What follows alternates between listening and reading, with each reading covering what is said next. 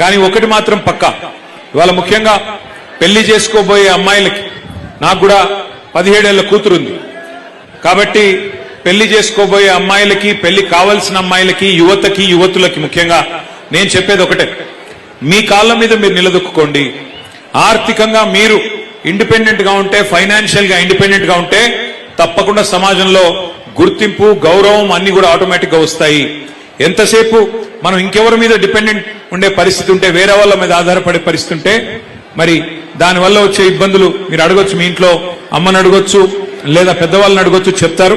కానీ ఆర్థికంగా తమ కాళ్ళ మీద తాము నిలబడ్డ తర్వాతనే, ఒక ఉద్యోగం సంపాదించిన తర్వాత గాని, ఒక పరిశ్రమ పెట్టినాక గాని, లేదా మీ అంతట మీరుగా మీ కుటుంబానికి చేదోడు వాదోడుగా నిలిచే పరిస్థితి వచ్చేదాకా తొందరపడి పెళ్లిళ్ళు చేసుకోవద్దనేది నా మాట.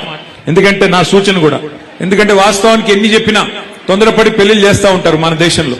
కానీ అమ్మాయి తన కాళ్ళ మీద తాను నిలబడితే, ఒక ఉద్యోగం సంపాదించడం కానీ, లేకపోతే ఇంకో రకంగా కానీ ఫైనాన్షియల్ ఇండిపెండెన్స్ వస్తే ఆ గౌరవం వేరు, ఆ స్వాతంత్ర్యం వేరు.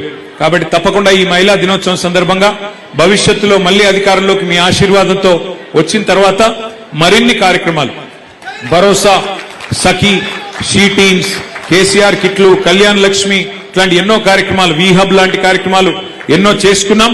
దీనికి రెట్టింపు తప్పకుండా భవిష్యత్తులో కూడా చేసుకుందాం.